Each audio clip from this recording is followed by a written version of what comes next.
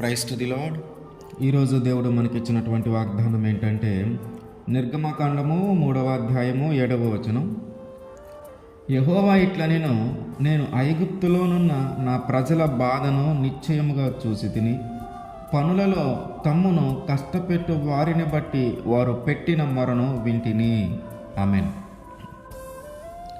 కొన్నిసార్లు మనం అనుకుంటూ ఉంటాం, దేవుడు నన్ను చూడట్లేదేమో, నా కష్టాన్ని చూడట్లేదేమో, నా బాధను చూడట్లేదేమో, నేను మొరపెడుతుంటే వినట్లేదేమో అని అనుకుంటూ ఉంటాం. అయితే దేవుడు మనతో మాట్లాడుతూ ఉన్నటువంటి మాట ఏంటంటే, ఐగుప్తు లాంటి శ్రమలలో నీవు ఉన్నప్పుడు, ఐగుప్తు లాంటి కష్టంలో నీవు ఉన్నప్పుడు, ఐగుప్తు లాంటి బాధల్లో నీవు ఉండి నాకు మొరపెట్టినప్పుడు ఆ మొర నేను వింటూ ఉన్నాను, ఆ బాధను నేను చూస్తూ ఉన్నాను, ఆ కష్టాన్ని నేను చూస్తూ ఉన్నాను. కనుక తగిన సమయమున ఆ కష్టము నుంచి, ఆ బాధ నుంచి నేను విడిపిస్తానని దేవుడు వాగ్దానం చేస్తూ ఉన్నాడు. ఐగుప్తు దేశంలో ఇశ్రాయేలు ప్రజలు నివసించేటప్పుడు మరి ఎడల ఆ యొక్క ఫరో చాలా కఠినంగా వ్యవహరించడం మొదలుపెట్టాడు. వారు చేయలేని పని వారి చేత చేయించటం, వారి స్థాయికి, వారి శక్తికి మించిన పనులు వాళ్ళకి అప్పచెప్పటం, వారి భారాలను ఎక్కువగా చేసి మయమని చెప్పటం జరుగుతూ ఉంది. వీరు శారీరకంగా వీరు కలిగి ఉన్న శక్తి కంటే ఎక్కువగా పనిచేయించడాన్ని బట్టి ఈ కష్టం మేము పడలేకపోతున్నాం, ఈ పని చేయకపోతే తిట్టటమో, కొట్టటమో, శిక్షించటమో జరుగుతుంది, ఈ బాధను మేము పడలేకపోతున్నాం అని చెప్పి దేవునికి మొరపెట్టడం ప్రారంభించారు. ఈ కష్టం నుంచి మమ్మల్ని విడిపించు, ఈ బాధల నుంచి మమ్మల్ని విడిపించు, ఒకసారి మమ్మల్ని చూడయా, మా పరిస్థితులను చూడయా అని దేవునికి మొరపెట్టడం మొదలుపెట్టారు.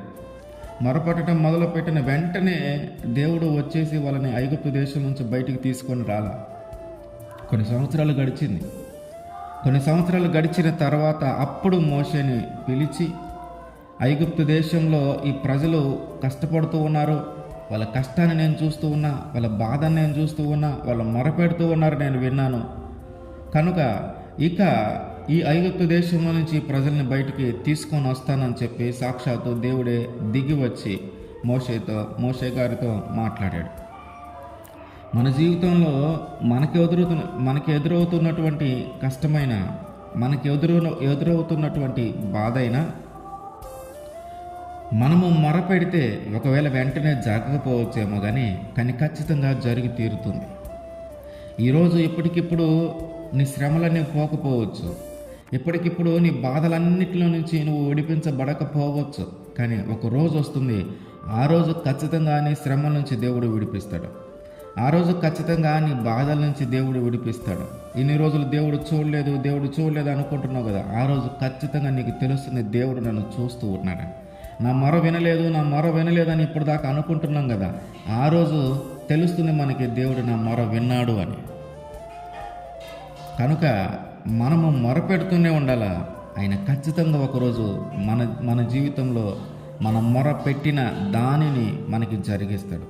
ఆయన ఖచ్చితంగా ఒకరోజు మన పరిస్థితులన్నిటినీ మార్చి మనల్ని పాలు తేనెలు ప్రవహించే దేశములాగా, ఆ దేశంలోకి నడిపించిన విధానంగా మన జీవితాలలో కూడా ఆయన మంచి మార్గాలను మన కోసం సిద్ధం చేసి ఉంచి ఆ మార్గాలలో, ఆ ప్రదేశాలలో చేరేలాగున ఆయన మనల్ని చేయునుగాక.